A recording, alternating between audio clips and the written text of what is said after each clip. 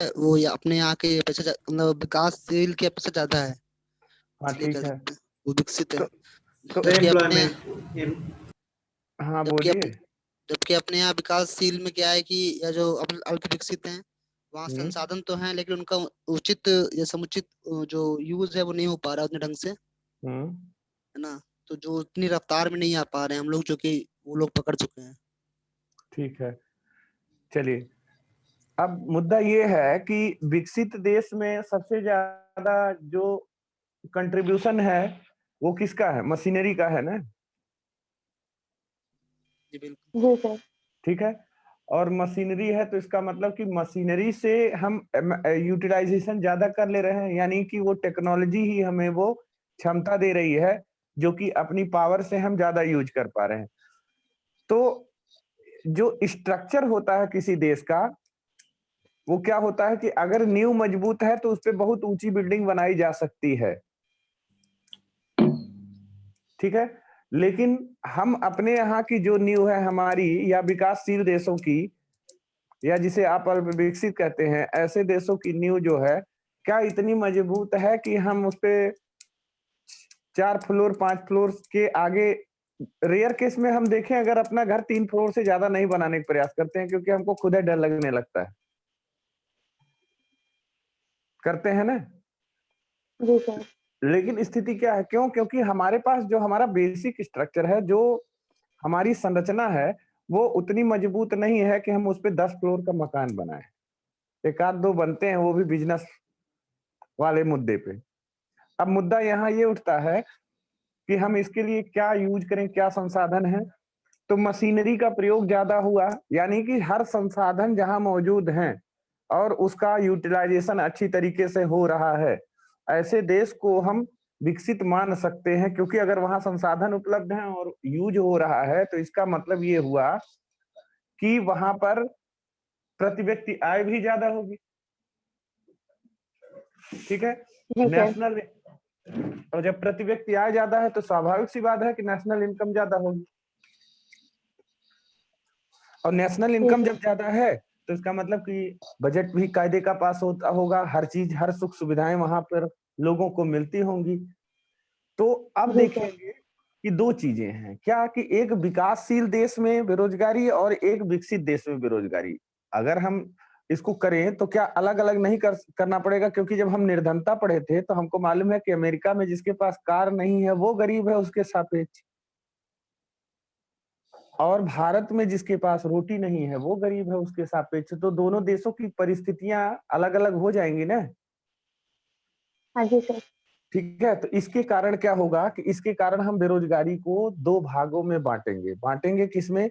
एक होगा structural unemployment और एक होगा साइक्लिकल अनएम्प्लॉयमेंट। तो आप लोग लिख लीजिए, एक हिंदी वाले लोग लिखेंगे संरचनात्मक बेरोजगारी और दूसरी होगी चक्रीय बेरोजगारी। संरचनात्मक बेरोजगारी और दूसरी है चक्रीय बेरोजगारी।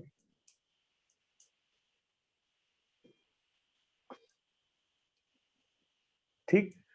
अब देखिए संरचनात्मक बेरोजगारी में क्या स्थिति है, सर इंग्लिश में बता दो एक बार। स्ट्रक्चरल अनएम्प्लॉयमेंट और साइक्लिकल अनएम्प्लॉयमेंट।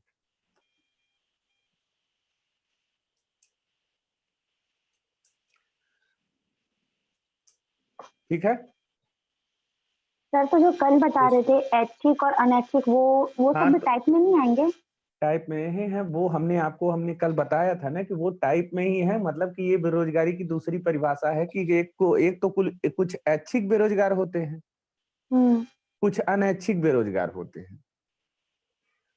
तो हम लोग जो पढ़ने जा रहे हैं तो हमने कहा था कि हम इच्छा वाले बेरोजगारों को एक किनारे कर देते हैं, क्योंकि हम कैलकुलेट जी। करेंगे बेरोजगार उनको जो अपनी इच्छा से बेरोजगार नहीं है, रोजगार करना चाह रहे हैं। तो ये सारा जो जी। मैटर पढ़ेंगी आप, ये अनैच्छिक बेरोजगारी में ही पढ़ रहे हैं।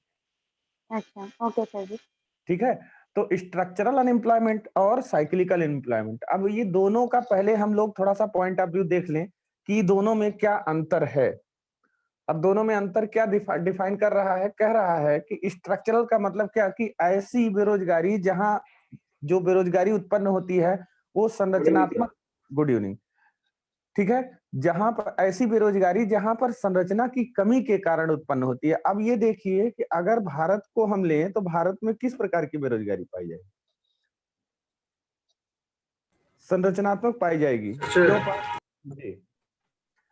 अब क्यों पाई जाएगी, इसका मुद्दा क्या है? क्योंकि भारत में अगर देखें तो क्या संरचना की कमी है कि नहीं है सर। स्ट्रक्चरल जो डेवलपमेंट है वो हमारे यहाँ अभी उतनी तरह से अच्छी तरीके से नहीं हुआ। अब देखिए, आप जरा एक रफ करिएगा, क्योंकि ये सब टॉपिक थोड़ा सा बोर्ड रहता है पढ़ाने में, मजा आता है। रफ करिए जरा,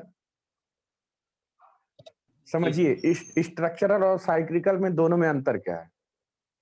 एक सीधी लाइन खींचिए इस तरह से, ठीक है। हम आजाद कब हुए? डेट लिखे 1947, ठीक है। 1947 में आजाद हुए। अब स्थिति देखिए कि 1947 में कितने बेरोजगार थे? मान लीजिए 500 थे। लिख लीजिए 1947 में बेरोजगारों की संख्या 500। हम केवल समझाने का प्रयास कर रहे हैं आपको। 500। उसके बाद 1952 में स्ट्रक्चरल डेवलपमेंट और इन सब चीजों के लिए पहली पंचवर्षीय योजना लागू की जाएगी। 5 ईयर प्लान पहला शुरू होगा। तो अब ये बताइए कि भारत में जो अनएम्प्लॉयमेंट रेट है, क्योंकि जो 17 साल के हैं वो 18 साल के भी तो होंगे, जो 18 के हैं वो 19 के भी होंगे, 19 वाले 20 के भी होंगे, 20 वाले 21 के भी होंगे। तो वर्किंग एज पॉपुलेशन क्या हो रही है? हर साल अगर 100 बढ़ती जा रही है, तो 1952 लिखिए 1947 के नीचे।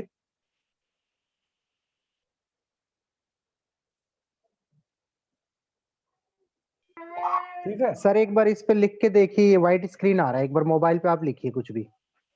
अच्छा, देखिए यहाँ पे एक लाइन खींच दिए, ये 1947 की रेखा हो गई। और उसके बाद 5 साल के बाद बनेगा क्या? आपका 5 ईयर प्लान। तो ये हो गई क्या? यहाँ इसके बीच में कितना गैप है? 5 साल का गैप है ना?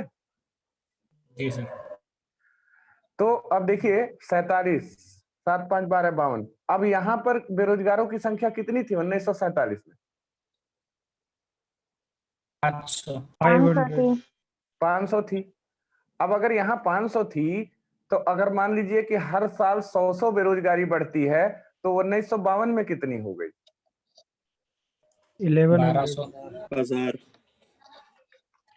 1000 होगी ना सर? हाँ, 1000 हो गई। अब ये बताइए 1952 में सरकार सबसे ज्यादा ध्यान किस पे देती है? एग्रीकल्चर पे। ठीक है, इसका मतलब कि एग्रीकल्चर, उसके बाद इंडस्ट्री, उसके बाद आपका क्या बोलते हैं, सर्विस सेक्टर। तो पहले साल इसने मान लीजिए कि जैसे कुछ कंपनियां कुछ डेवलपमेंट शुरू किया, तो मान लीजिए कि 3 कंपनियां बैठाई, वो भी 3 कंपनियां बैठाई। तो कहीं सेल की बात करते हैं तो किसी रूस के सहयोग से बैठेगी, कोई और कंपनी बैठेगी। तो इसका मतलब क्या कि हमने 3 कंपनी बैठाया, और 3 कंपनी में हम कितना रिक्रूटमेंट कर लेंगे? मान लीजिए एक कंपनी में 100 जाएंगे, तो कितना हुआ? 1952 में कितने रोजगार में आए? 300 चले जाएंगे। 300 चले जाएंगे। और कितने बचे? 700।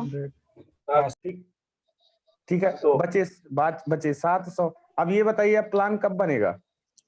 1952 से 57। 1956 या 57, जो भी। अब यहाँ पे स्थिति देखिए कि हर साल कितनी संख्या बढ़ रही है? 700। ठीक है, 100 बढ़ रही है। हर साल 100। ठीक है, हर साल 100 बढ़ रही है। अब अगला प्लान 5 साल बाद बनेगा ना? तो कब बनेगा? 61 62 में बनेगा ना? 6 5 11 61 में बनेगा ना? 1961 में। अब यहाँ नीचे आइए, तीसरा 1961। ठीक, 1961 में बनेगा। तो ये बताइए 5 साल बचे कितने हैं? 700। 700। अब फिर बढ़ कितने जाएंगे? 500 फिर बढ़ जाएंगे। कितना हो गया? 1200। 1200। फिर आइए 62 से फिर 5 साल आइए, 61 से फिर 5 साल आइए, 66 हुआ? हाँ। 66 हुआ। तो अब इसमें देखिए कि 66 में 5 कंपनी बैठाई गई, कितने गए? मान लीजिए 500 चले गए। 150 की क्षमता ले लीजिए। अच्छा तो चले जाएंगे 300, 300, 600, 750 चले जाएंगे। कितना? 750 चले जाएंगे ना। हाँ, कितने बचेंगे? 550 बचेंगे? नहीं, 450 बचेंगे। 450 बचेंगे। फिर 5 साल बाद योजना बनेगी। अब देखिए, फिर 5 साल बाद योजना बनेगी। अब जब फिर 5 साल बाद योजना बनेगी तो देखिए कि 5 साल में फिर कितने बढ़ेंगे? 100 मान लीजिए। तो 450 बचे हैं, तो 5 साल बाद फिर कितने हो गए? 500, 950। 950। हाँ यस सर। अब ये बताइए कि आज तक ये प्रक्रिया खत्म हो पाई? नहीं सर, अभी तक तो नहीं हुई है। और आपको क्या लगता है कि ये खत्म हो पाएगी? कभी नहीं, कभी नहीं। तो अब अगर हम आपसे कहें कि स्ट्रक्चरल अनएम्प्लॉयमेंट एक दीर्घकालिक बेरोजगारी है, लॉन्ग टर्म अनएम्प्लॉयमेंट की प्रक्रिया है, तो क्या आप इसको स्वीकार करेंगे? जी सर। ठीक, तो इसका मतलब कि पहला तो आंसर देख लीजिए क्या है कि स्ट्रक्चरल अनएम्प्लॉयमेंट जो है उसकी लाइन सीधी बन रही है, और कहाँ खत्म होगी? जरा खत्म करके दिखाइएगा। अभी 2020 में जो आप प्रेजेंट में हैं, 21 में हैं, तो क्या खत्म हुई है? नहीं। तो ये लाइन कहाँ रोकेंगे आप? तो दीर्घकालिक है सर, पता नहीं। अनंत तक जाने वाली अनंत है। तक जाएगा। अरे अनंत तक ना ले जाइए, मतलब क्या है, लॉन्ग टर्म तक ले जाइए, ऐसा मत अच्छा। करिए।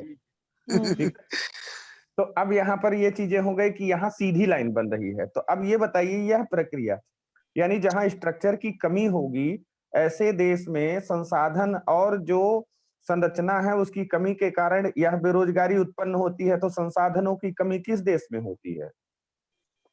विकासशील देशों में होती है। विकासशील। जी।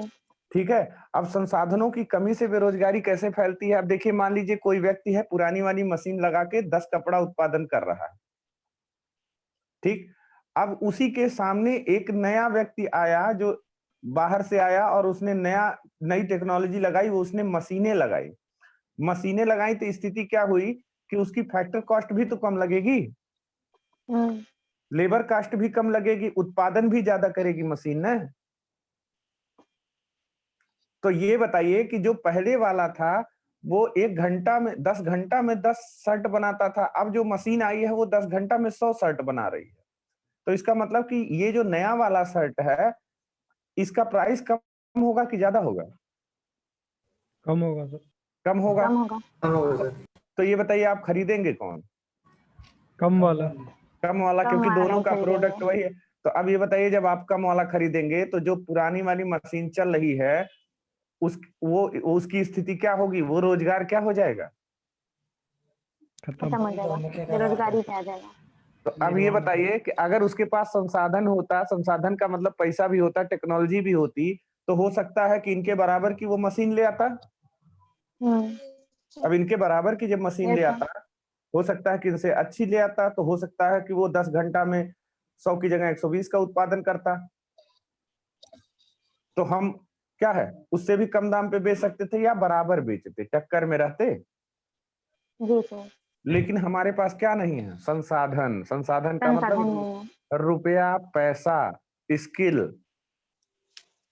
ठीक है, इन सारी चीजों की कमी है। तो स्थिति ये आती है कि बाजार में कंपटीशन के कारण, संसाधन की कमी होने के कारण जो कुछ पुराने रोजगार हैं वो नए रोजगार से कंपटीशन न कर पाने के कारण भी बंद हो जाते हैं। और जो बंद हुए हैं तो वहां 10 लोग काम कर रहे थे, वो भी गए कि नहीं गए?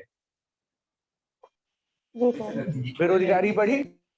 ठीक है, अब वहां पर समस्या ये भी है क्योंकि उनको हाथ से चलाना करघा सिखाया गया था। अब ऐसी भी दिक्कत है कि उनके अंदर योग्यता नहीं है मशीन चलाने की, तो भी तो वो बेरोजगार हैं। जी सर। तो इसका मतलब कि संसाधनों में हम क्या लेंगे? पैसा लेंगे, इंफ्रास्ट्रक्चर लेंगे, स्किल लेंगे, ये सारी चीजें हम लेंगे। तो इसका मतलब इसकी कमी के कारण क्या होता है, एक बेस जो स्ट्रक्चरल डेवलपमेंट है वो नहीं हो पाता है। और स्ट्रक्चरल कमी के कारण, इन संसाधनों संरचनात्मक कमी के कारण ये सारी प्रक्रिया किस देश में हो रही है? विकसित देश में होंगी कि विकासशील देश में? डेवलपिंग। ठीक है, तो अब आपको हमने टुकड़े टुकड़े में पढ़ाया है क्या कि स्ट्रक्चरल अनएम्प्लॉयमेंट हमेशा कहाँ पाई जाएगी? Developing nation. विकासशील देश में। विकासशील देश में। इसकी प्रवृत्ति क्या होगी, नेचर क्या होगा? दीर्घकालीन होगा सर। दीर्घकालिक होगा। दीर्घकालिक। ठीक है, और यह बेरोजगारी क्यों होती है? क्योंकि उस देश में संसाधन यानी योग्यता, पैसा और टेक्नोलॉजी की कमी के कारण वर्तमान जो कंपटीटर हैं उनसे न लड़ पाने के कारण पुराने उद्योग बंद हो जाते हैं, और उस उद्योग के बंद हो जाने के कारण वहां कार्य करने वाले लोग और बेरोजगारी की स्थिति में आ जाते हैं। तो ध्यान रखिएगा, संरचनात्मक बेरोजगारी हमेशा कहाँ पाई जाएगी? विकासशील देश में। और उसकी प्रवृत्ति क्या होती है? Long term. Long term. Clear हो गया? ठीक है, Yes, sir. अब इसको लिखिए।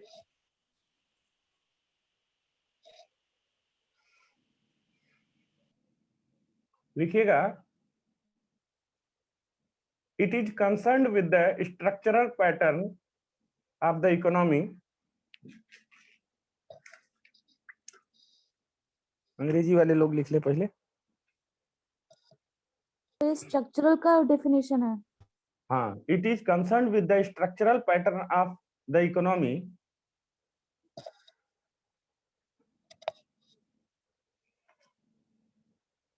संरचनात्मक बेरोजगारी अर्थव्यवस्था के ढांचे का पिछड़ापन।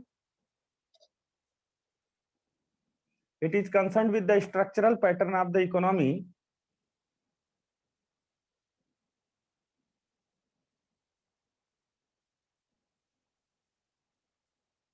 like as, आप लोग लिखिएगा अंग्रेजी वाले लोग, like as shortage of factor of production। Shortage of factor of production, इसको पॉइंट में लिखिएगा आप लोग। सीमित पूंजी, आप लोग लिखिएगा, अर्थव्यवस्था के ढांचे का पिछड़ापन, कामा सीमित पूंजी। सर लिखने तो दीजिए, अभी तो स्टार्ट किया है। सर आपने पहले नहीं बोला था, वैसे मत कीजिए।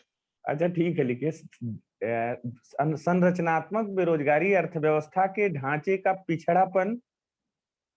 अंग्रेजी वाले लोग लिखेंगे shortage of factors of production like land, capital, money etcetera. संरचनात्मक बेरोजगारी अर्थव्यवस्था के ढांचे का पिछड़ापन, कामा सीमित पूंजी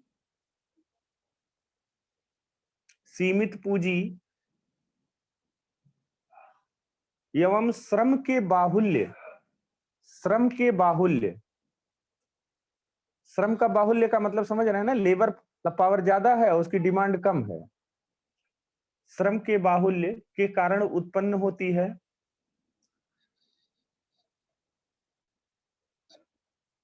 अंग्रेजी वाले लोग दूसरा पॉइंट लिखेंगे, workers doesn't have skill for new industries. Workers doesn't have skill for new industries, बाहुल्य के कारण उत्पन्न होती है। आगे लिखिएगा, आर्थिक विकास से बाजार प्रतियोगिता में वृद्धि होती है। आर्थिक विकास से बाजार प्रतियोगिता में वृद्धि होती है।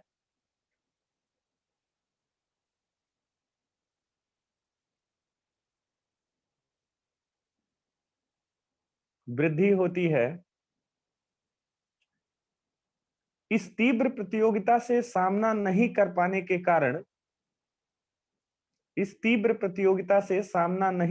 के कारण कुछ उद्योग बंद हो जाते हैं।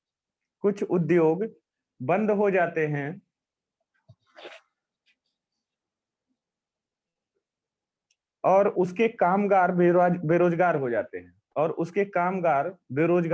हैं। सर एक बार रिपीट कर दीजिए। आर्थिक विकास से बाजार प्रतियोगिता में वृद्धि होती है। इस तीव्र प्रतियोगिता का सामना या इस तीव्र प्रतियोगिता से सामना नहीं कर पाने के कारण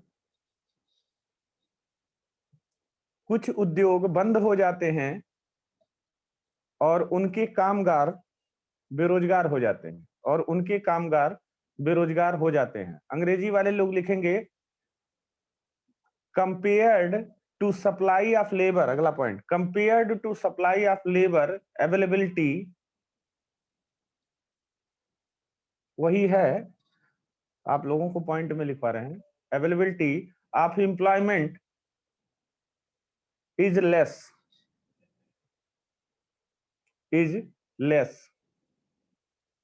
अगला पॉइंट लिखेंगे where certain industries close down, where कर रहे हैं, when certain industries go close down.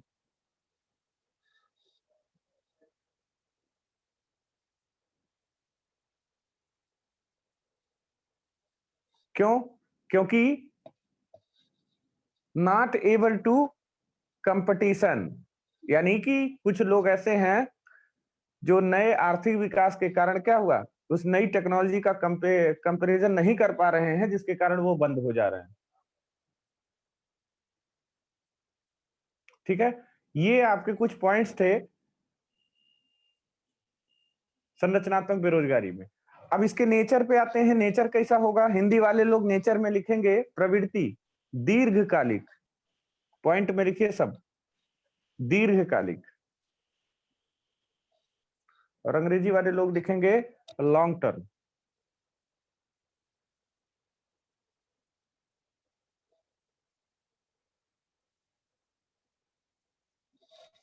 ठीक है सर एक वर्ड पूछना था जरा। हाँ, प्रवृत्ति या प्रकृति? नहीं, इसकी प्रवृत्ति होगी, प्रकृति का मतलब नेचर हो जाएगा जी। तो जो प्रवृत्ति है वो क्या है? देखिए, प्रवृत्ति और प्रकृति दोनों मतलब एक नेचर के प्रति दिया जाता है कि प्रवृत्ति, इसकी प्रवृत्ति क्या, किस तरह की है, बिहेवियर क्या हो गया? हाँ, बिहेवियर। हाँ, तो अब इसकी, अब जो भी मानिए, आप लोग समझदार हैं, ठीक है, तो ये लॉन्ग टर्म है, इसका जो प्रवृत्ति है, नेचर है, ये लॉन्ग टर्म है। जी, ठीक है। और कंट्री कौन सी लिखेंगे? डेवलपिंग। दोनों लोग लिख लीजिएगा, किस कंट्री में पाई जाएगी? डेवलपिंग पाई जाएगी। और अब लिख करके इंडिया भी लिख लेंगे, क्योंकि भारत में इसी प्रकार की बेरोजगारी पाई जाएगी।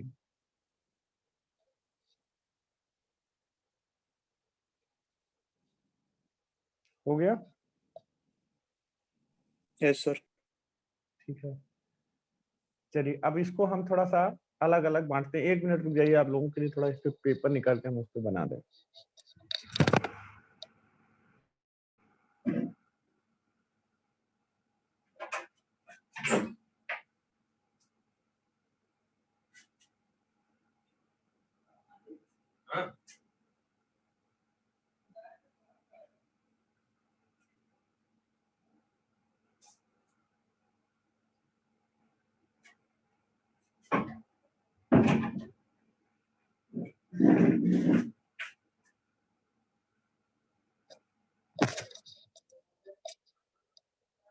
चलिए, अब देखिए, 2 चीजें होंगी इसमें।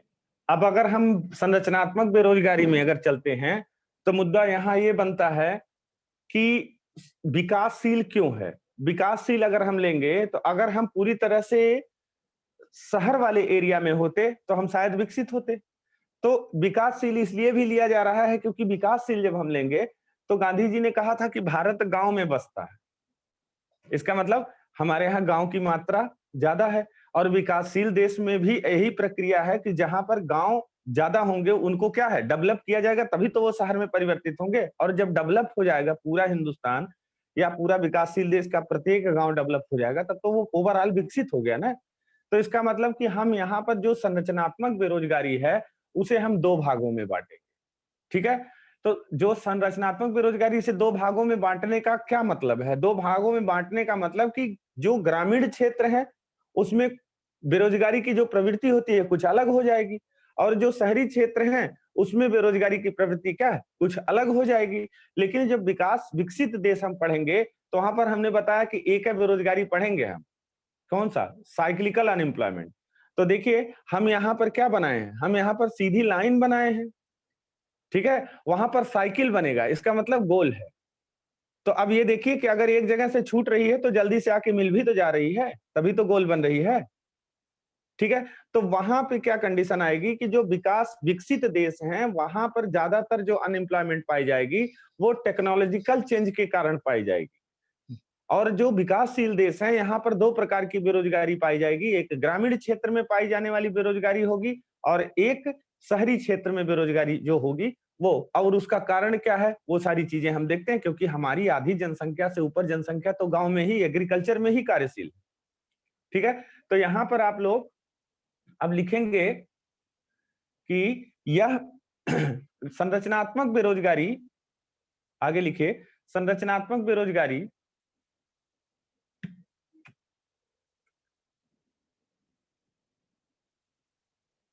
मुख्यतः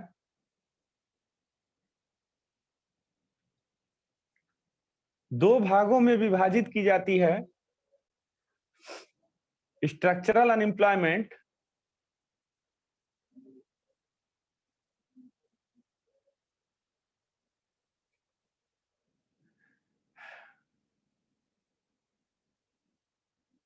can be divided into two parts. Can be divided into two parts.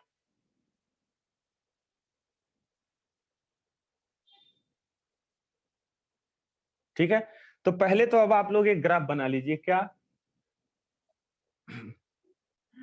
Dharmendra ji जरा वो करिए, आप पीडीएफ वाला जो किए थे उसको तो हम बनाएं।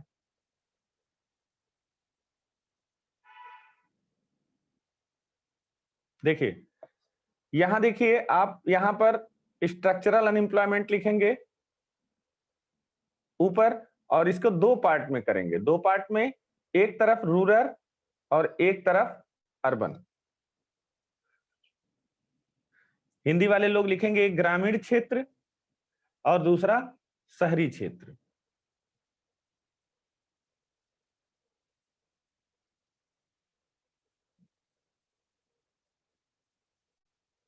यस सर, लिख लिया। ठीक है, अब देखिए इसमें कौन कौन सी, जो हम ग्रामीण क्षेत्र जिसमें लिखे हैं, इसमें सबसे पहली बेरोजगारी आप लोग लिखेंगे सीजनल अनएम्प्लॉयमेंट, या हिंदी वाले लोग लिखेंगे मौसमी बेरोजगारी। सीजनल अनएम्प्लॉयमेंट ग्रामीण में लिखना है, शहरी में लिखना है सर? ग्रामीण में। सीजन के नाते बेरोजगारी का शहर में थोड़ी ना आती है, पानी नहीं बरसेगा तो धान सड़क पे थोड़ी ना होगा। ग्रामीण, हेलो, हाँ जी सर। ग्रामीण। उसके बाद आगे लिखेगा डिसगाइज्ड अनएम्प्लॉयमेंट। डिसगाइज्ड अनएम्प्लॉयमेंट जिसे आप लोग हिंदी में वाले लोग बोलेंगे प्रच्छन्न आबलिक छिपी आबलिक अदृश्य बेरोजगारी। डिसगाइज्ड अनएम्प्लॉयमेंट, ये ग्रामीण वाले में ही लिख रहे हैं ना आप लोग? Yes sir. Yes sir. ठीक है,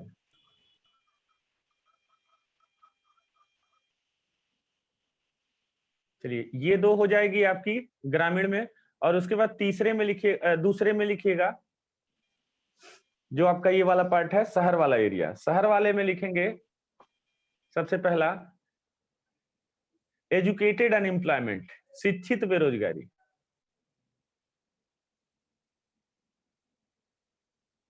शिक्षित बेरोजगारी।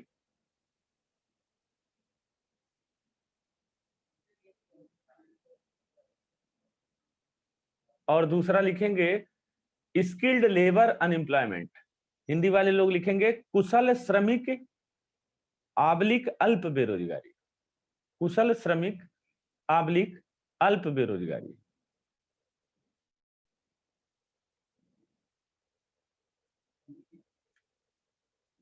हो गया? Yes sir. यस ठीक सर। है, अब इसको हटा दीजिए। अब देखिए यहां पर हमने देखा कि दो चीजें हुई, क्या क्या, कि एक जो स्ट्रक्चरल अनएम्प्लॉयमेंट है वो ज्यादातर कहां पाई जाएगी? विकासशील देशों में, जिसकी प्रवृत्ति क्या है? लॉन्ग टर्म है। और यह स्ट्रक्चर की कमी के कारण पाई जाएगी। जो संरचना है उसमें क्या क्या चीजें आएंगी? लैंड है, लेबर है, कैपिटल है, इन सारी चीजों की कमी के कारण पाई जाएंगी। अगर इन सब चीजों की कमी है तो इसका मतलब कि वह व्यक्ति उस लेवल पर इन्वेस्टमेंट नहीं कर पा रहा है जिस लेवल पर उसका अगला इन्वेस्टर अगला कंपटीटर इन्वेस्ट कर रहा है।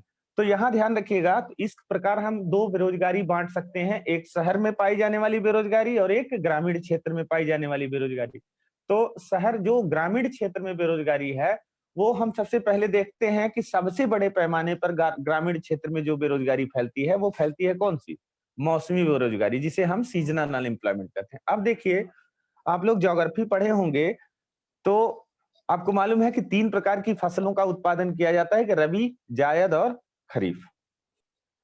ठीक है, तो अब अगर हम देखें कि अगर पानी जब बरसता है, गांव क्षेत्र में कृषि से संबंधित ज्यादा चीजें होती है, जब पानी बरसता है तो हमें लेबर की जरूरत पड़ती है किसके लिए? धान की रोपाई के लिए।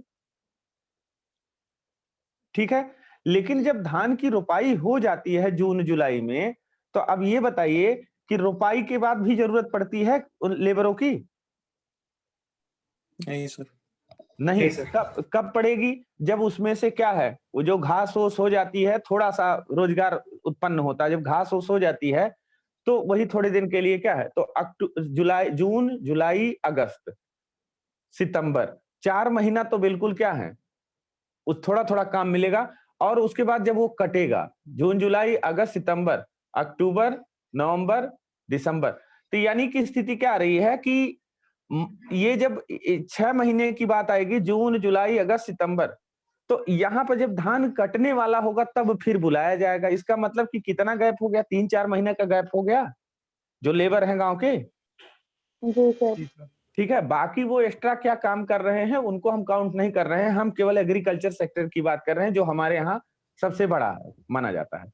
तो अब स्थिति आई कि उसके बाद धान काटना है, धान काटने के बाद उसको घर में रखने के पश्चात क्या है, जायद की फसल बोई जाएगी या गेहूं की फसल बोई जाएगी। तो जब बोई जाएगी तब बुलाया जाएगा और बोने के बाद कार्यभार करने के बाद जब फिर काटा जाएगा तब बुलाया जाएगा। तो इसका मतलब ये देखिए कि, लेकिन अगर मान लीजिए कि हमारे यहाँ जून में पानी बरसता तभी हम धान बोते हैं, अगर मान लीजिए जून जुलाई अगस्त सितंबर के बाद भी पानी बरसने लगे तो हम क्या धान नहीं बोएंगे? बोलिए, क्योंकि धान की फसल के लिए क्या चाहिए? पानी। पानी नहीं बरसता है, तो पानी नहीं बरसता तो इसलिए हम क्या है, कुछ दूसरी चीज ठंडक पड़ती है तो उसी के हिसाब से। तो आपको लगता है कि परमानेंटली अगर देखा जाए तो ये लोग 12 महीने में कितने दिन रोजगार में? मुश्किल से 2-3 महीना 4 महीना रहेंगे। ठीक है, बाकी टाइम तो ये क्या है, बेरोजगार ही है। अगर मान लीजिए पानी नहीं बरसा तो अब फिर तो इसका मतलब कि धान नहीं होगा, तो धान नहीं बोया जाएगा तो क्या इन्हें बुलाया जाएगा रोजगार के लिए? नहीं सर। नहीं बुलाया जाएगा। तो इसका मतलब कि डिपेंड करता है कि अगर मौसम हुआ सही, अगर सूखा पड़ गया तो ये तो साल भर पूरा बेरोजगार है। अगर कायदे से पानी ही बरस गया पूरा तरह से बढ़िया से तो धान उन सब बेकार हो गए, यानी घोषित हो जाता कि सूखा पड़ गया या बाढ़ आ गई तो भी ये बेरोजगार हैं। तो इसका मतलब कि ये इनकी डिपेंडेंसी सबसे ज्यादा किस पे है? मौसम पे है ना। इनके रोजगार की डिपेंडेंसी सबसे ज्यादा मौसम की है। तो इसलिए जो ग्रामीण क्षेत्रों में अधिकतर बेरोजगार जो पाए जाएंगे वो पाए जाएंगे किस पहले प्रकार के? तो हो गए कौन? जो मौसम के कारण बेरोजगार रहते हैं उन्हें हम क्या कहेंगे? सीजनल अनएम्प्लॉयमेंट की स्थिति यहाँ पर उत्पन्न होती है। क्लियर हो गया? लिखवाएं? जी सर। लिखिएगा, मौसमी बेरोजगारी मुख्य रूप से कृषि क्षेत्र में पाई जाती है। It arise in agriculture sector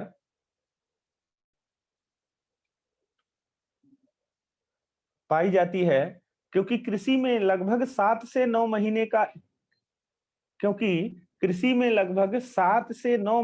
का ही श्रम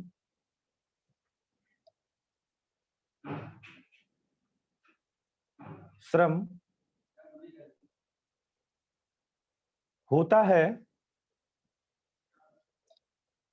7 से 9 महीने का ही श्रम होता है। इस प्रकार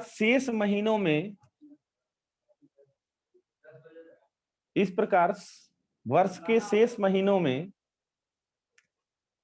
वह श्रमिक खाली पड़े रहते हैं, वह श्रमिक खाली पड़े रहते हैं। It arises in agriculture sector because some occupation required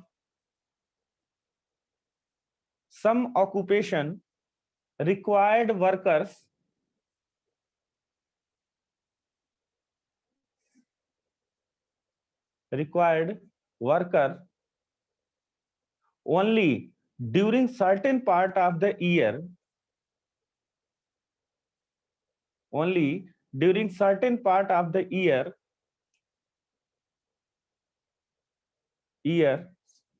such as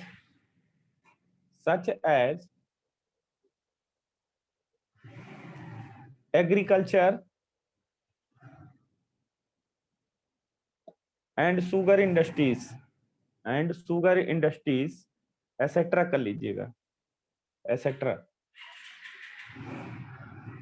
आप लोग लिख लिए हैं। शेष महीनों में वह श्रमिक खाली पड़े रहते हैं जो मौसम के कारण बेरोजगार होते हैं, जो मौसम के कारण बेरोजगार होते हैं।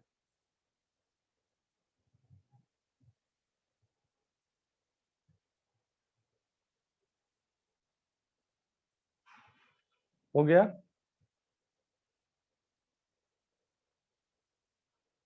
Yes sir. जी सर। आप लोग एग्जाम्पल में लिख लीजिएगा नीचे, जैसे कृषि क्षेत्र और शुगर इंडस्ट्री यानी चीनी मिल।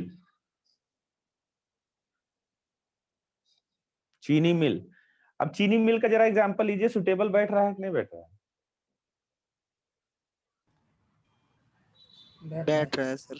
क्योंकि 6 गन्ने महीने का चलते उत्पादन हैं। होगा।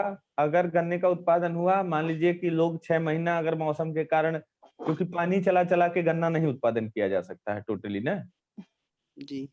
ठीक है, तो क्योंकि गन्ने को सबसे ज्यादा पानी चाहिए, क्योंकि गन्ने में पानी ही रहता है, बस उसमें शुगर आ जाती है।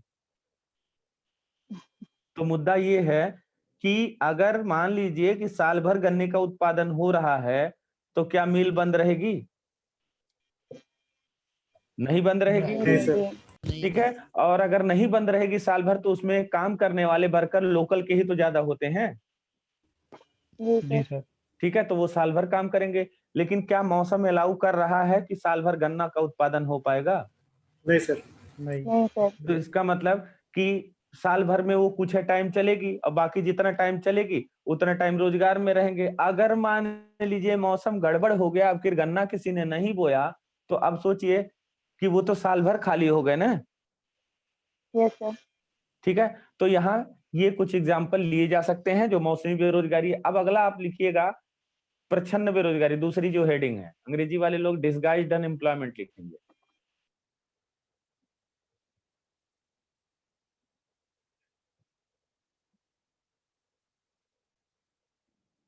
प्रच्छन्न या छिपी या अदृश्य बेरोजगारी। कुछ लोग गांव से भी बिलोंग करते हैं कि नहीं? गांव का नजारा देखे हैं? Yes sir.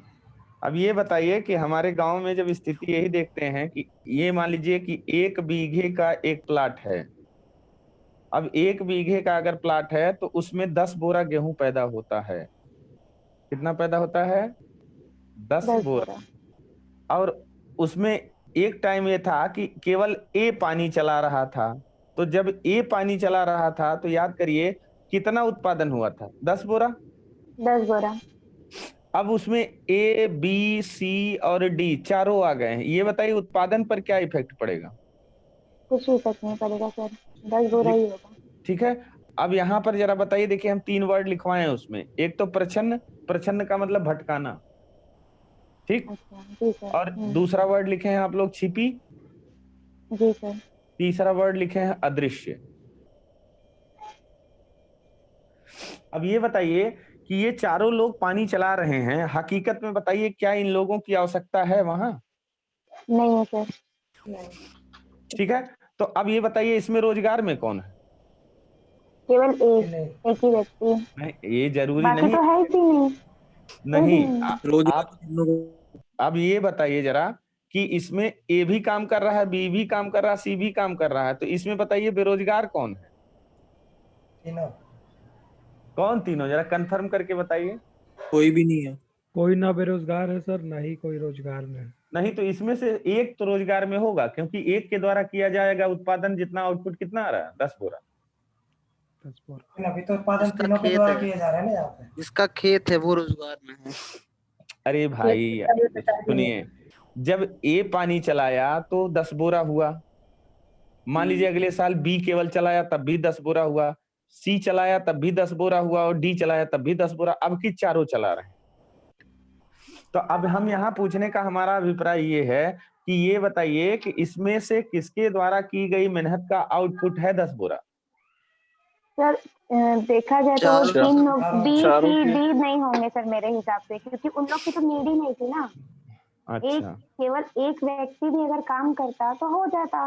तो जो हम बी यही सी और डी जो आए हैं वो तो एक्स्ट्रा में है, इसलिए वो अदृश्य है। लगने को लग रहा है कि उन लोग भी काम कर रहे हैं, बट अगर उन लोग काम नहीं भी करते तो वो तो उत्पादन तो हो ही जाता।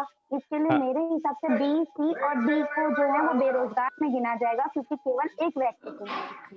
क्योंकि अच्छा, आपके एग्जाम्पल के हिसाब से एक किसान के 4 बेटे अगर मैं ले लूं, तो एक जो क्या कर रहा है, खेत में काम कर रहा है, उसे 10 बोरा उत्पादन हो रहा है, बाकी 3 भी उसी के साथ जाके लग गए, तो भाई उनकी तो नीड थी ही नहीं।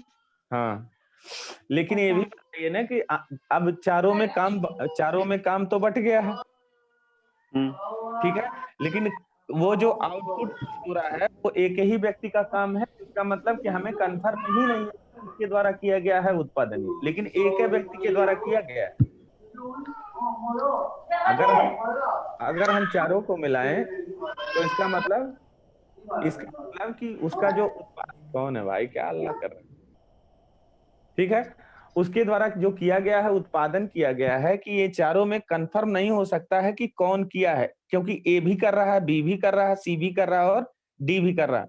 तो यहाँ पर मुद्दा ये है कि इसमें अगर ओवरऑल देखा जाए तो एक व्यक्ति का वर्क तो जोड़ा जाएगा ना 10 बोरा।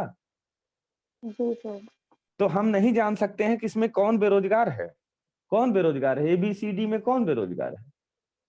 हाँ जी सर, नहीं बता सकते। नहीं बता सकते हैं।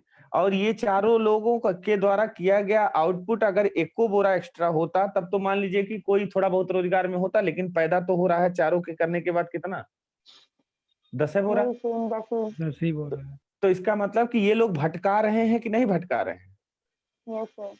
तो देखिए पहला वर्ड जो आपका लिखे हैं प्रच्छन्न, डिस्गाइज्ड, ठीक है। दूसरा वर्ड है छिपी। छिपी का मतलब क्या, कि ये बताइए इसमें बेरोजगार कौन है, ये भी तो कंफर्म नहीं है, क्योंकि दिखने में तो चारों लग रहे हैं काम कर रहे हैं, लेकिन हकीकत में काम एक का है और बाकी 3 बेरोजगार हैं, लेकिन किसका काम है ये भी नहीं समझ पा रहे हैं हम, ठीक है। और कौन 3 बेरोजगार हैं ये भी तो नहीं जान पा रहे हैं हम ना।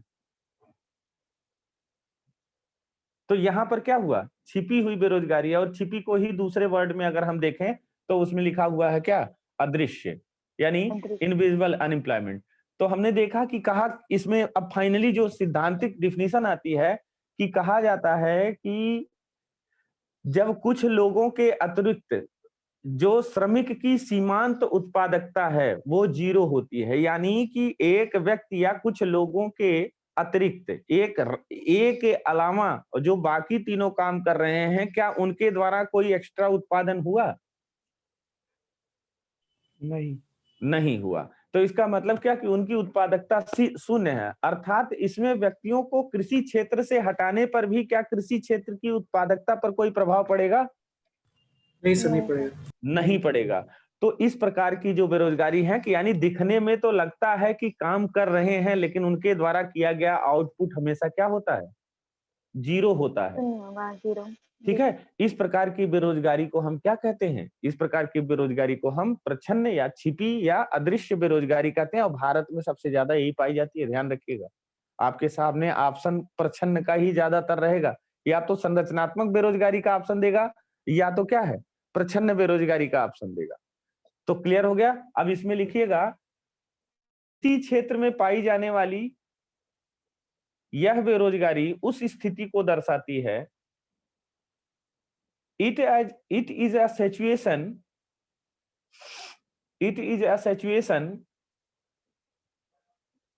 in which more person are employed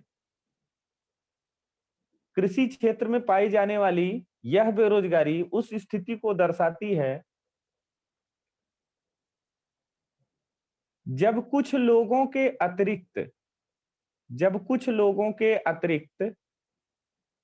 it is a situation in which more persons are employed to do a job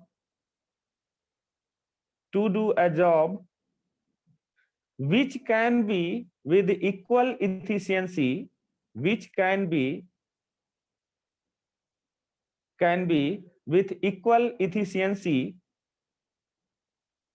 by a less number of workers.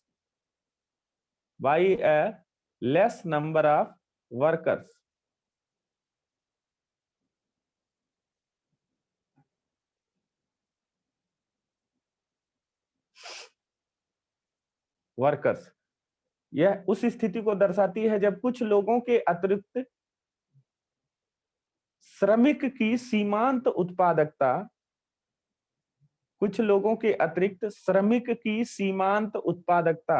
सीमांत उत्पादकता का मतलब होता है मार्जिनल प्रोडक्टिविटी। सीमांत उत्पादकता क्या होगी? शून्य होती है।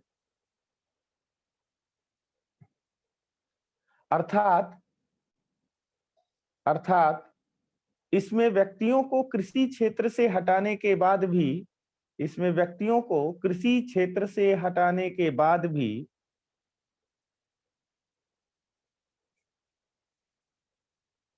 कृषि क्षेत्र की उत्पादकता पर कोई प्रभाव नहीं पड़ता है।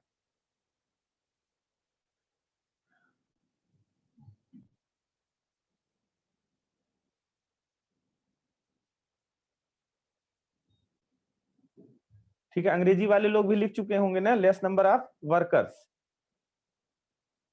Yes sir. ठीक है, इसमें कुछ पॉइंट्स आप लोग और लिख लीजिएगा नीचे। Features of disguised unemployment are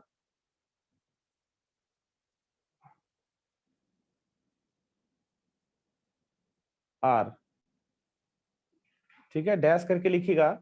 marginal productivity of labour is zero.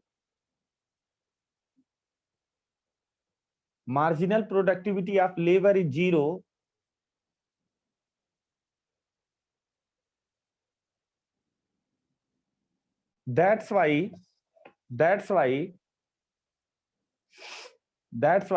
it is not possible to identify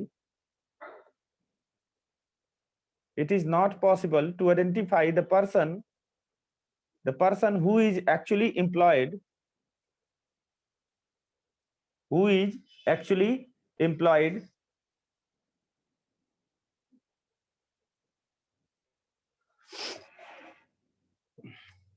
clear? Yes sir. ठीक है, तो यहां ध्यान रखिएगा कि यहां पर हम क्लियर नहीं कर सकते हैं कि कौन है। अब आते हैं हम लोग अगली बेरोजगारी पे। लिखिएगा स्किल्ड लेबर अनएम्प्लॉयमेंट। ये हम लोग आएंगे शहर में।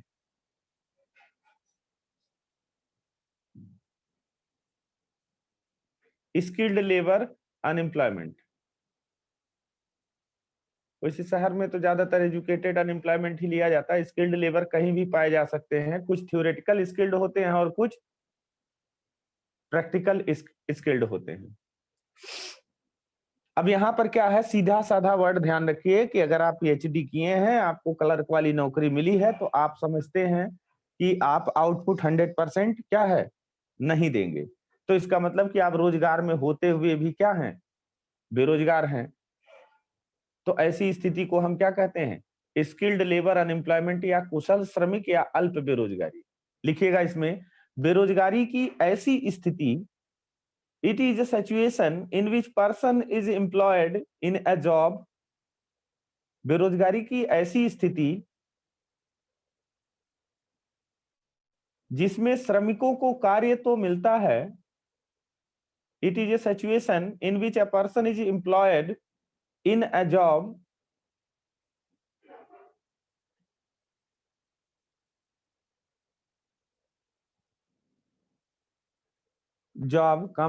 which is not which is not commensurate Which is not?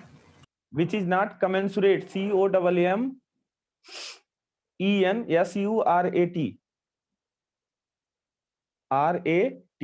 commensurate with his qualification comma skill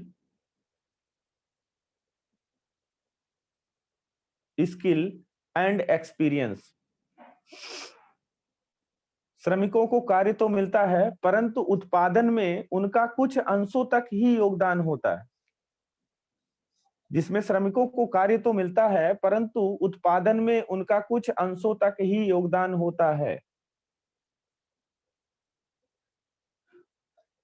अर्थात उन्हें उनकी क्षमता के अनुसार कार्य नहीं मिलता है।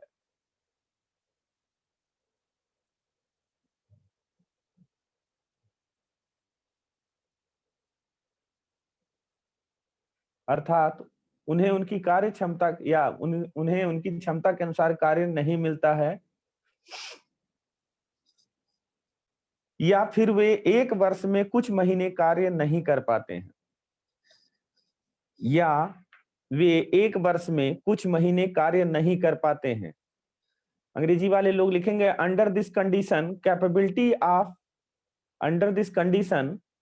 कैपेबिलिटीज ऑफ द वर्कर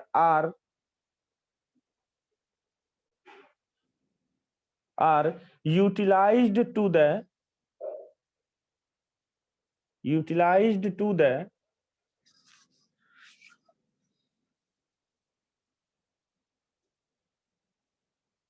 ये बताइए मैक्सिमम लेवल होगा कि ऑप्टिमम लेवल होगा? ऑप्टिमम। हाँ, optimum level, utilise to the optimum level. Hindi वाले लोग कंप्लीट कर लिए हैं? ठीक है। या तो वो कुछ वर्ष में काम नहीं कर पाते। अब यहाँ पर कौन आएगा? पहला तो एग्जाम्पल हमने आपको दे दिया कि उसकी स्किल के हिसाब से, तो इसका मतलब पीएचडी वाला आ सकता है कि नहीं आ सकता? इसमें हायर एजुकेटेड व्यक्ति आएगा। ठीक है। ये बताइए संविदा वाले को भी यहाँ ले लें? Contract, yes sir. ठीक है। यहाँ एग्जाम्पल आप रख लीजिएगा क्योंकि उसकी भी स्थिति यही है। कॉन्ट्रैक्ट वाला हो गया, कॉन्ट्रैक्ट वाला हो गया, और सर होमगार्ड हो गया जिसको 6 महीने। भाई कॉन्ट्रैक्ट क्या है? संविदा तो वही बोले हैं। अब जैसे शिक्षा मित्रों की भर्ती हुई थी, सरकारी होने के बावजूद फिर बैठा दिया गया, टीचर बन गए थे, वो सही बैठा लगा सर। नहीं तो अब देखिए वहां वो संविधान वाली बात मत करिए, बैठाला नहीं, संविधान नहीं सर, वो भी तो उनकी वजह से कई लोग बेरोजगार हो गए थे ना। नहीं तो ये भी तो ध्यान रखिए उनकी गलती क्या है कि शासन ने क्यों ऐसा निर्णय लिया? गलती किसकी है? शासन के पीछे पड़ना चाहिए लट्ठे लेके उनको, जिसने उनको बनाया उसका घर घेरे जाके, उससे मांगे अब तनख्वाह। वही दिक्कत है, शासन ने खुद गलत किया था कि जब आगे के क्वालिफिकेशन के लोग बैठे हुए हैं तो उसके नीचे वाले क्वालिफिकेशन को परमानेंट करने की क्या जरूरत थी? ये प्रावधान में तो है ही नहीं। नियम कानून की सब धज्जियां बिगाड़ देते हैं। तो क्या अखिलेश यादव आए हैं तो स्टेटमेंट दे के गए हैं कि अगली बार हमारी सरकार आएगी तो जितने लोग पुलिस की तैयारी कर रहे हैं सबको हम दौड़ा के भर्ती कर लेंगे। पढ़ने वाले बेवकूफ हैं 2 साल से जो पढ़ रहे हैं। तो ये स्टेटमेंट भी देना तो ठीक नहीं है, लेकिन यहाँ की जनता भी वही समझती है, तो क्या किया जाए? तो समस्या है कई न। तो यहाँ पर आप कॉन्ट्रैक्ट और हाई स्किल्ड वाले व्यक्ति को भी ले सकते हैं। अब आते हैं, अगली हेडिंग डालेंगे शिक्षित बेरोजगारी। इसको तो आप लोग बहुत अच्छी तरीके से समझते ही होंगे।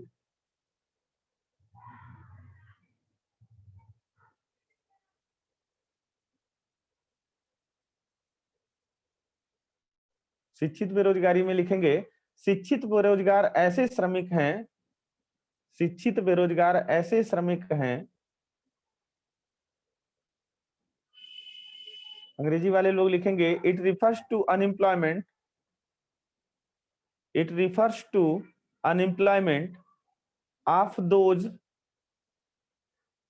of those who are normally educated,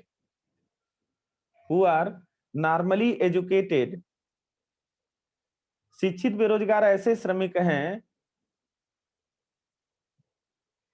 जिनके शिक्षण प्रशिक्षण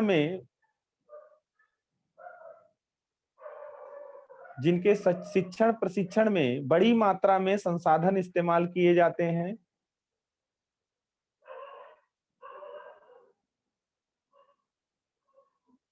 बड़ी मात्रा में संसाधन इस्तेमाल किए जाते हैं और इनकी कार्य करने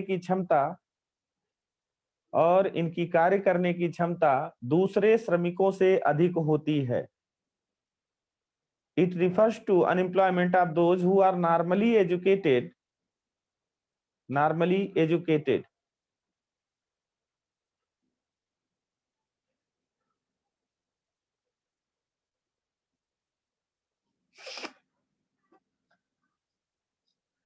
आप लोग इसमें लिखेंगे it is also called open unemployment, it is also called open unemployment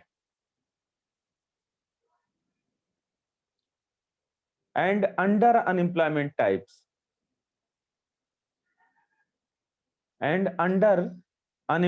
types, Hindi वाले लोग लिख लिए हैं, इसकी कार्य करने की क्षमता दूसरे श्रमिकों से अधिक होती है।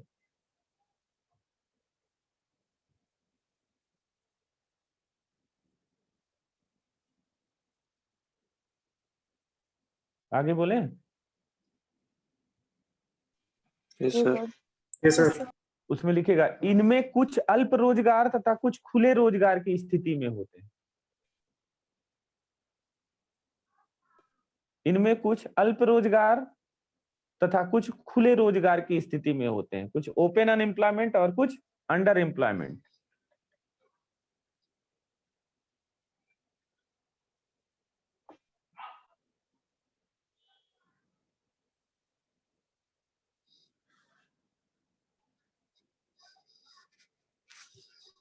और लिख लीजिएगा सामान्यतः भारत में खुली बेरोजगारी ही सबसे अत्यधिक पाई जाती है। अंग्रेजी वाले लोग भी इसको लिख लेंगे। सामान्यतः भारत में खुली बेरोजगारी ही अत्यधिक पाई जाती है, ओपन अनएम्प्लॉयमेंट। अभी सर थोड़ी देर पहले आपने बताया था कि प्रछन्न वाली सबसे अधिक है। जी सर, प्रछन्न बता रहे थे भी आप। अरे भाई ओवरऑल जो प्रछन्न की बात कहाँ हम किए थे, कृषि क्षेत्र में किए थे ना, हमने इसीलिए अलग अलग कर दिया था ना। प्रछन्न बेरोजगारी कृषि क्षेत्र में, शिक्षित बेरोजगार आप कहाँ पढ़ रहे हैं? नहीं वो तो है ना, आपने एक वर्ड लगा दिया सामान्यता, तो उसमें थोड़ा सा कंफ्यूज हो गए। नहीं वो सामान्यतः, जैसे यहाँ पे अगर देखा जाए कि हम लोग सबसे ज्यादा इस समय जो वर्तमान की परिस्थितियां हैं इसमें क्या है, सबसे ज्यादा शिक्षित बेरोजगार ही तो भारत में पाए जा रहे हैं। शहर की बात इसलिए हमने डिवाइड कर दिया था। अगर वो वहां पूछता है, क्योंकि हमने ऑप्शन दिया था कि भारत में बेरोजगारी पाई जाती है, तो या आपके पास क्या होगा, दो ऑप्शन होगा, या तो स्ट्रक्चरल पूछ देगा, आंसर होगा या तो स्ट्रक्चरल, ठीक है, या तो प्रछन्न बेरोजगारी पाई जाती है। और प्रछन्न बेरोजगारी हमने आपको बताया था कि ऐसा नहीं है कि केवल गांव में ही पाई जाएगी, उसका रूप क्या है, शहर में भी देखा जा सकता है, लेकिन जो बहुत बड़े स्तर पे पाई जाएगी वो गांव में ही ज्यादातर प्रछन्न बेरोजगारी पाई जाएगी, ठीक है। लेकिन जो शहर की अपेक्षा अगर शहर की बात करेंगे तो जो एजुकेटेड अनएम्प्लॉयमेंट की स्थिति है, इसमें जो है ये लगभग इसे खुली बेरोजगारी कहा जाता है। जैसे हम लोग देखिए, अगर कभी एक जगह इकट्ठा होते हैं चाय पीने, तो आपको लगता नहीं है कि उसमें 90% बेरोजगार हैं। जब हम लोग कोचिंग पढ़ के निकलते हैं, तो जब हम लोग इकट्ठा होते हैं लखनऊ कपूरथला पे, तो यहाँ एक चाय की दुकान है, तो वहां सब इकट्ठा होते, बड़े शान से सब लोग बात करते हैं। जानते हैं क्यों? क्योंकि कोई ये कहने वाला नहीं है कि हम रोजगार में हैं। तो मतलब ये स्थिति आती है कि हर गली हर मोहल्ले में बेरोजगारों की स्थिति यहाँ पाई जाएगी। जो शिक्षित बेरोजगारी की जो प्रकार है उसका बड़ा विभत्स रूप भारत में बढ़ गया। तो इसलिए जो भारत में अधिकतर सामान्यतः जो शहरी व्यवस्था में पाई जाएगी वो क्या है, शिक्षित बेरोजगारी ही पाई जाएगी। इसे हमने कहा था कि इसे एक दूसरा नाम दिया जाएगा, खुली बेरोजगारी। तो खुली बेरोजगारी का मतलब क्या कि शिक्षित बेरोजगारी से ही संबंधित आएगी। प्रछन्न बेरोजगारी शिक्षित बेरोजगारी में नहीं है। तो दोनों का आंसर अलग अलग हिसाब से दिया जा सकता है। अब बताइए, यहाँ तक क्लियर हो गया? Yes sir. ठीक है, टाइम भी हो गया क्या आप लोगों का? रुकेंगे कि आगे बढ़ा जाए कुछ? इसमें सर वो वाला उदाहरण आ सकता है जो भी आपने लिया, शिक्षा मित्र और प्रशिक्षित। नहीं, शिक्षा मित्र तो नहीं, देखिए कोई जरूरी नहीं। शिक्षा मित्र खाली उत्तर प्रदेश में वाली बात मुद्दा आती है। नहीं, यूपी की ही अगर उसमें बात करके देखें तो प्रशिक्षित बीएड किए हुए और टीटी क्वालिफाइड सीटेट किए हुए लोग बैठे हुए थे, और इन लोगों को रख दिया गया, वो भी बिना टीटी क्वालिफिकेशन के। हाँ, तो अगर उसका रूप देखना चाहेंगे तो ये लोग आ जाएंगे, लेकिन ये है कि अगर हम ये भी तो लें कि बीएड वाले, बीटीसी वाले और एमएड वाले बेरोजगार हैं, तो सबसे ज्यादा संख्या उनकी है। ये जो एक पार्ट था, एक कुनबा था इनका, ये एक किनारे वाले दायरे में आते हैं। ओवरऑल अगर भारत में देखा जाए तो हम बीएड की बात नहीं कर देंगे, हम ओवरऑल एजुकेशन की बात करेंगे, तो सबसे ज्यादा तो हम हर ट्रेड में ही तो बेरोजगार हैं। सर इंजीनियर्स देखिए ना सर, फिर इसके लिए तो। अरे भाई, हमने कहा सब लोग अभी अपना दुख दर्द बोलेंगे, इसीलिए हमने कह दिया है कि शिक्षित हैं आप भी, सबके दुख दर्द हम समझ रहे हैं। देखिए, कोई शिक्षा मित्र बोलेगा, कोई इंजीनियर बोलेगा। अब हम भी सिविल की तैयारी कर रहे हैं, हम भी नहीं, अभी स्थिति क्या है, कोई टीचर की तैयारी कर रहा है, तो ये लोग क्या हैं? शिक्षित हैं। तो शिक्षित है तो इसका मतलब कि एकदम ओपन है 90% लोग स्थिति, इसी स्थिति में। तो अब 90% लोग हैं, तो इसका मतलब क्या कि खुला, ओपन, शर्म वरम नाम की कोई चीज नहीं, क्योंकि ये कोई नहीं कह सकता ग्रुप में जितने लोग खड़े हैं कि हम रोजगार में हैं। सब हैं क्या? सब बिंदास बोल रहे हैं। लेकिन अगर 90% लोग रोजगार में होते और 10% वहां खड़े होते, तो वो ओपन नहीं होती, क्योंकि वो कहेंगे नहीं, कहेंगे क्या कि यार क्या पढ़ रहे हैं, सब लोग हो गए, इसका मतलब कि हम लोग कमजोर हैं। तो यही स्थिति यहाँ पर आती है। तो आप अलग अलग चीजें तो ध्यान रखिएगा। अब यहाँ पर हम लोग आएंगे साइक्लिकल अनएम्प्लॉयमेंट में, चक्रीय बेरोजगारी में। ठीक है, तो ये चक्रीय बेरोजगारी अगर आप लोगों के पास टाइम हो तो रुकिए, नहीं तो फिर बताइए, फिर इसको क्लोज किया जाए, फिर कल देखा जाएगा। करा दीजिए सर। ठीक है, तो चलिए ठीक है। विकसित देशों में बेरोजगारी हेडिंग डालिए।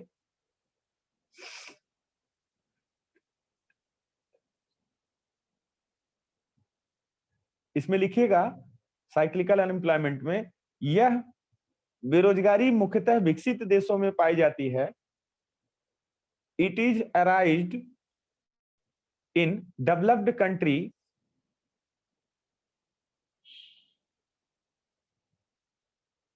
मुख्यतः विकसित देशों में पाई जाती है। यह व्यापार चक्र से संबंधित होती है। It is related to business cycle. यह व्यापार चक्र से संबंधित होती है। It is related to business cycle. Business cycle क्या होती है? रिसेशन, डबल रिसेशन, ग्रोथ ही है। तो रिसेशन, ग्रोथ, इसका मतलब कि डिमांड और सप्लाई पे ही तो सब कुछ चलता है। अगर किसी चीज की डिमांड हो रही है तो इसका मतलब ग्रोथ हो रहा है। तो ध्यान रखिएगा, यह व्यापार चक्र से संबंधित होती है। अब आप लोग लिखिएगा, यह बेरोजगारी, उसी में यह बेरोजगारी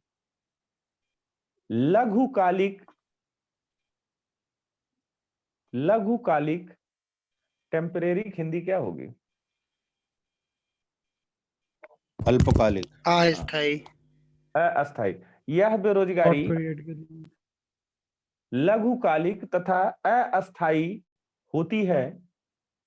यह बेरोजगारी अल्पकालिक तथा अस्थायी होती है। This unemployment is short term and temporary type. Short term and temporary types.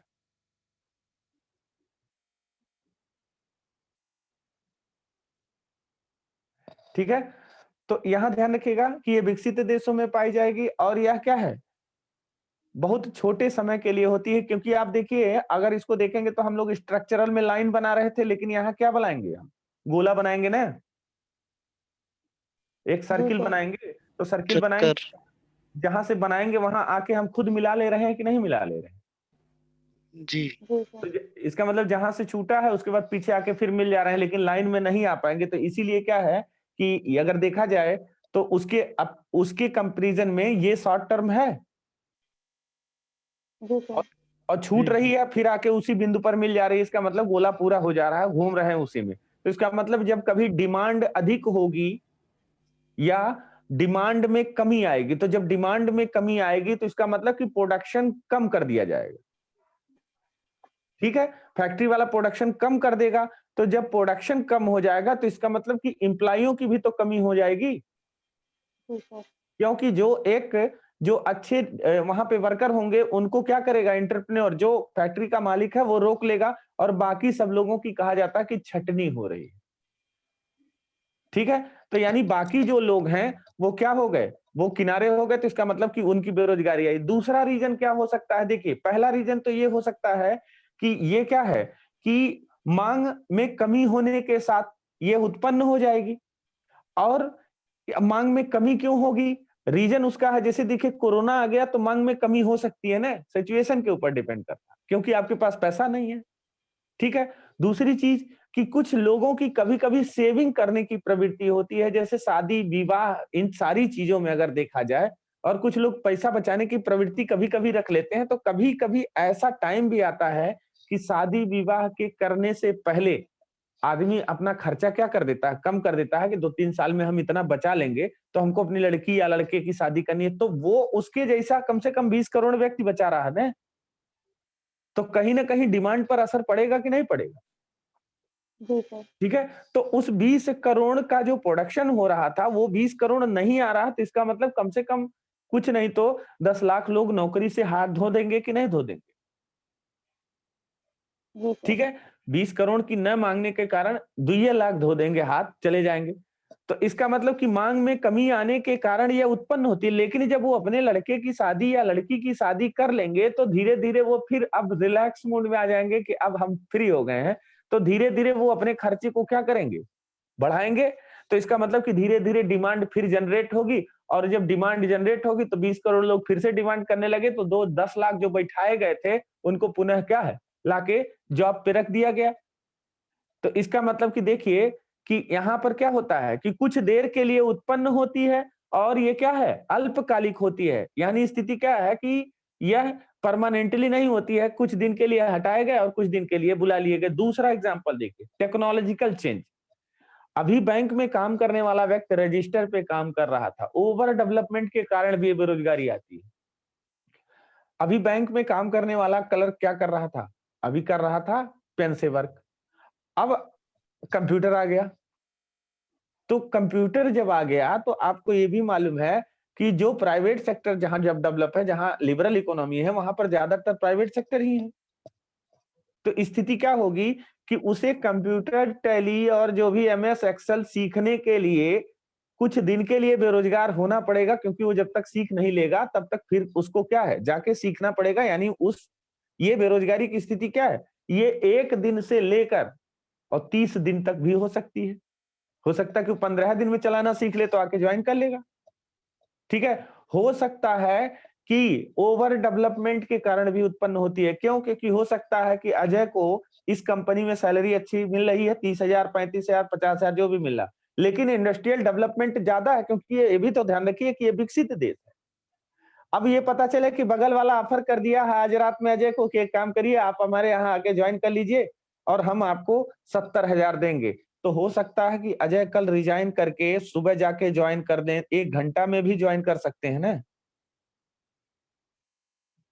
ठीक, 1 दिन में भी ज्वाइन कर सकते हैं, 30 दिन में भी ज्वाइन कर सकते हैं। इसका मतलब क्या है कि शॉर्ट टर्म में है, 1 घंटा में भी ये ज्वाइन कर लेंगे, हो सकता है कि 2-4 दिन बाद ज्वाइन कर लेंगे, हो सकता है कुछ प्रॉब्लम ऐसी हो कि यहाँ से रिजाइन नहीं मिल रहा हो, उन्होंने कहा कि 15 दिन का हमको ग्रेस पीरियड चाहिए, तो हम उसके बाद ज्वाइन करा देंगे। तो इसका मतलब कि देखिए कि इनका मैक्सिमम कितना दिन जाएगा, 10-15 दिन, 20 दिन, 1 महीना जाएगा, उससे ज्यादा नहीं जाएगा।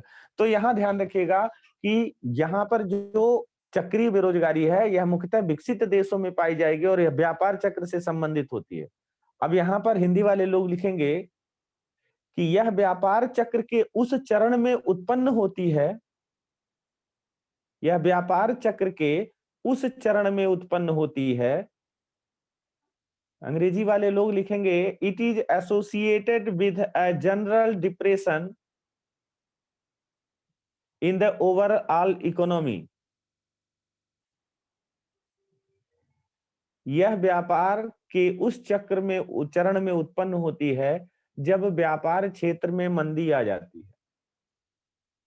जब व्यापार क्षेत्र में मंदी आ जाती है। It is associated with a general depression in the overall economy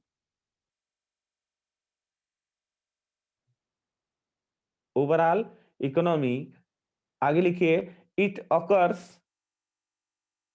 occurs due to economic cycle of boom का मतलब समझ रहे हैं ना? ज्यादा उत्पादन, boom and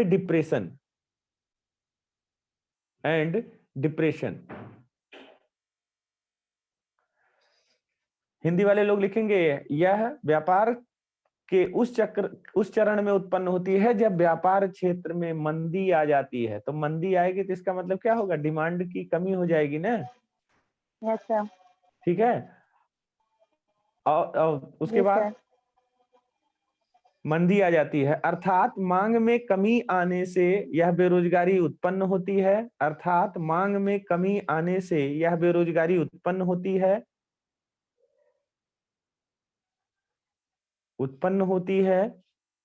तथा मांग में वृद्धि होने के साथ समाप्त हो जाती है। तथा मांग में वृद्धि होने के साथ समाप्त हो जाती है। आप लोग लिखे हैं कहां तक? डिप्रेशन तक।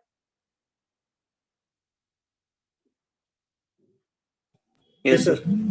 आगे लिखिएगा during depression demand falls. During depression demand falls and production goes down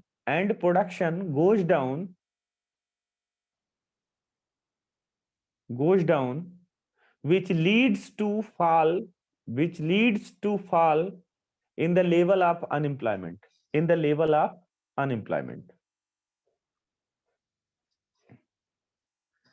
Hindi वाले लोग कंप्लीट हो गया? जी सर। कारण आपको बता दीजिए प्लीज। कहां से? मांग में कमी आने के कारण यह बेरोजगारी उत्पन्न होती है तथा मांग में, कहां तक लिखी हैं आप सर? तथा मांग में वृद्धि होने के कारण।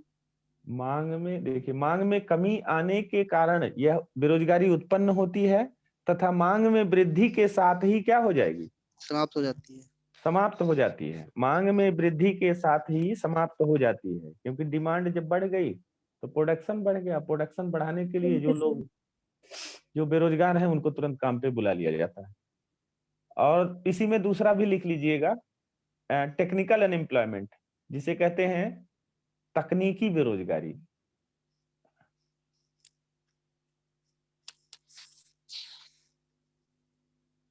बोले?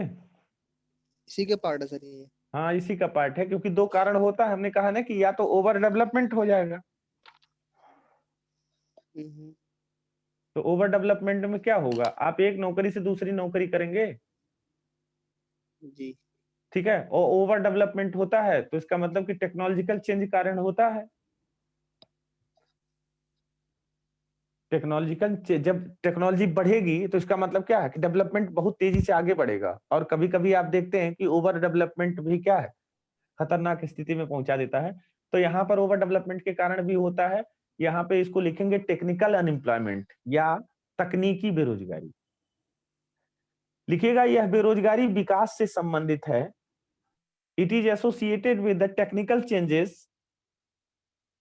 यह बेरोजगारी विकास से संबंधित है।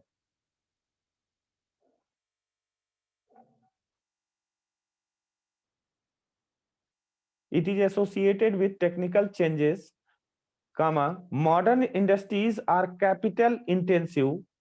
Modern industries are capital intensive.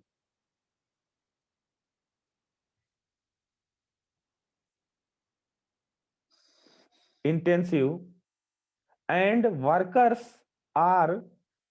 workers are being replaced by machine.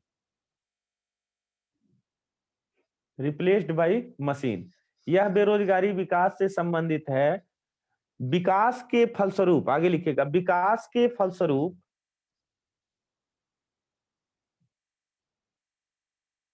नई तकनीकी आ जाने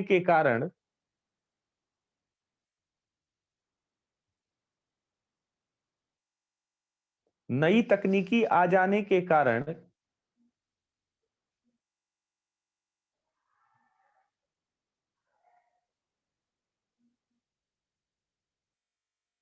व्यक्तियों की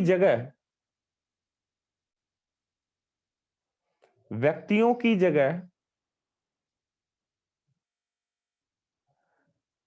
मशीनों का कार्य करना या नए कामकाज के योग्य बनने के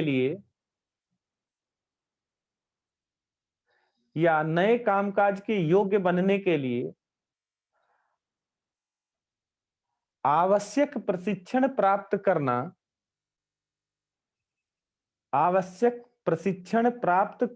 होता है।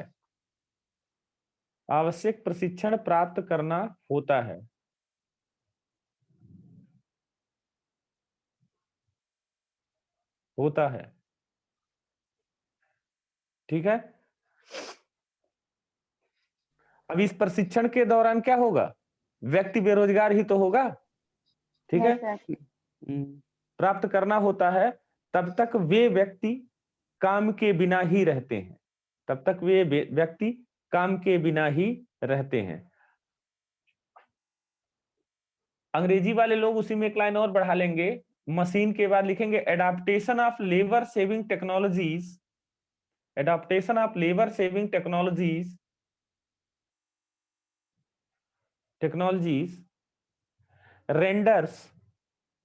renders some workers unemployed।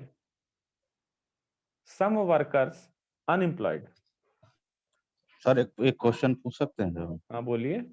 जैसे इसमें ये लाइन है ना कि नए कामकाज के योग बनने के लिए आवश्यक प्रशिक्षण प्राप्त करना होता है। जब तक भी प्रशिक्षण प्राप्त नहीं कर लेते, काम के बिना ही रहते हैं। ठीक है।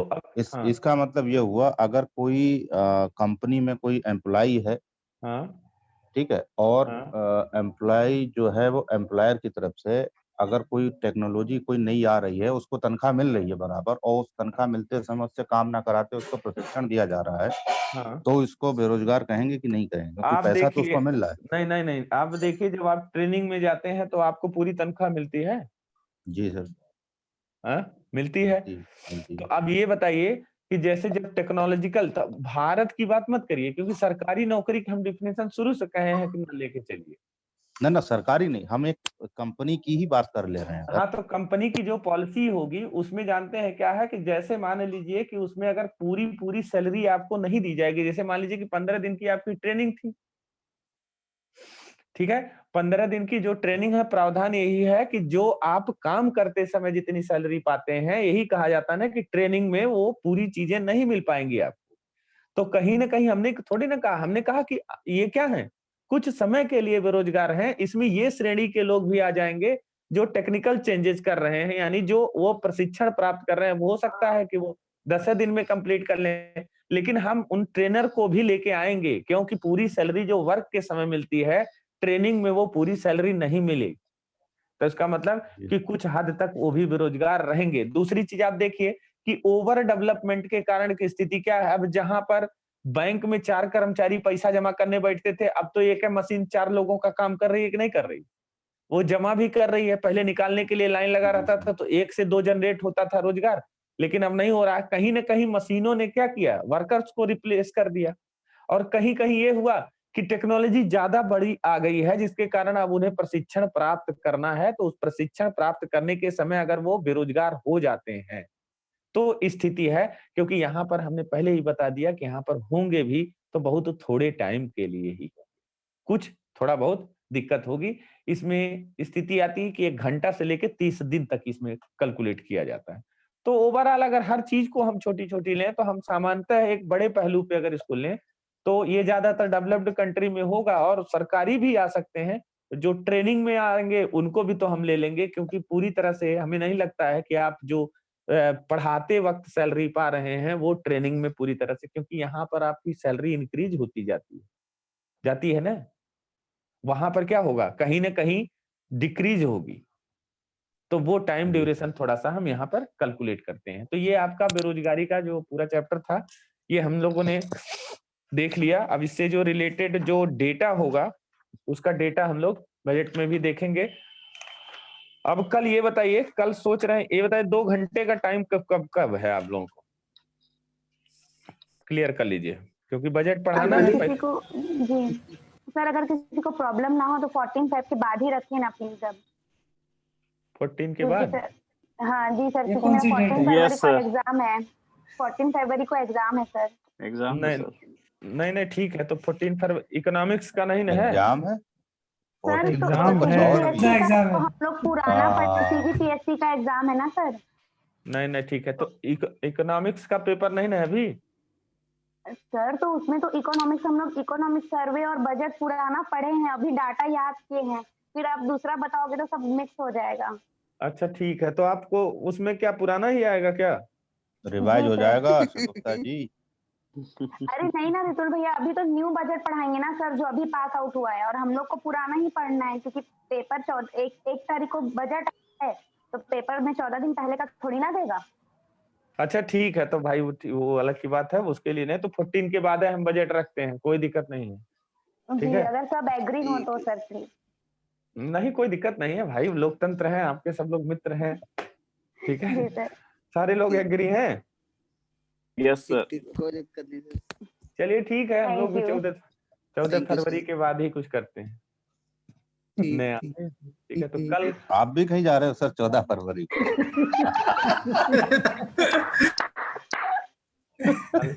हम कहीं नहीं जाएंगे भाई। लगा तो ऐसा ही कहीं जा रहे हैं क्या? आ जाओ सर। नहीं यार, अभी तक ये काम तो आज तक हम भी नहीं किए हैं। नहीं तो इस बार कर लो, दिक्कत सही नहीं यार, 14 फरवरी वाली हमारे पास ऑलरेडी है। शादी हो चुकी है सर की, मतलब ठीक है, अभी मेरी शादी 1 साल हुई है, मेरी बीवी इनकम टैक्स इंस्पेक्टर है। अरे तो गुरु माता के साथ। ठीक है, अब 15 अगस्त बन जाएगा। ठीक है, तो अब मुद्दा ये, तो अब 14 फरवरी वाली कोई बातें नहीं आएगी, उसमें हम क्या करें बताइए? अब हम बच के रहना पड़ेगा। नहीं, बच के रहना क्या पड़ेगा सर? मैडम को लेके कहीं चले जाइए। नहीं, मैडम जी को कल भेज दिए घर, छोटे वाले भाई की शादी है, तो इसलिए हम नहीं जा पा रहे थे। हमने कहा सबसे बड़े हम ही हैं घर के, ठीक है, तो हमने कहा कि माता जी के पास भेज देने, क्योंकि अभी 6 महीना हो गया गए ना, उसका भी पेपर लगा, अभी मेंस दी है PCS का, क्या ऑलरेडी वो सिविल की भी तैयारी कर रही है। तो मेन चीज ये है ना कि थोड़ा पढ़ाई भी है, तो अब यहीं रहते हैं। तो अब हमने कल भेज दिया घर। हमने कहा कि काम करो, 10 दिन के लिए घर जाओ, क्योंकि मम्मी 4 दिन से फोन कर रही है। तो हमने कहा आप घर पे जाओ, क्योंकि अब कांटा थोड़ा सा पारा गड़बड़ा रहा है माता जी, तो 10 दिन तुम निपटा के आओ, उसके बाद तब हम जाते हैं, तो पापा के साथ हम मार्केटिंग दूसरी करेंगे। क्योंकि अभी सर की चिल्लाई पड़ने वाली थी, तुमने आगे कर दिया, गुरु माता को डाल आगे कर दी। नहीं, उसका पेपर हो गया, बच गए। उसका पेपर हो गया, अब वो घर पहुंच जाएगी, कम से कम ये रहेगा ना कि हमारे लिए थोड़ा सा दिक्कत कम हो जाएगी, चाहे हम पहुंचे चाहे वो पहुंचे, बात तो बराबर है। मालूम है शादी होने के बाद क्या है, मम्मी को बहू चाहिए, बेटा तो सेकंड पोजीशन पे आ जाता है। जी सर। ठीक है, तो सारा अब लेडीज वाला जो कार्यभार है, सामान वामान खरीदना है, तो सब वही सब जाएंगे, तो इसलिए हमने भेज दिया। तो अब 14 फरवरी हमारा, तो अब देखते हैं कैसे गुजरता है यहाँ पे अकेले। आप लोग रहेंगे तो शाम को थोड़ा मनोरंजन कर लिया जाएगा, टेंशन मत लीजिए। हम लोग तो रहेंगे। ठीक है सर, हम लोग कहाँ जाएंगे? Good bye sir. बाबा आप ऐसी बात बोल रहे हैं क्या? बाबा तो जाएंगे। बाबा जी आप ऐसी बात बोल रहे हैं कि आप नहीं जाएंगे कहीं पे, ये बात गलत है। आप तो जा रहे हो ना अजय जी? रिकॉर्डिंग चालू है। मैं तो जा रहा हूँ, मैं तो एग्जाम देने जा रहा हूँ। अरे भाई मत करो, जाने दो, बात वो नहीं है।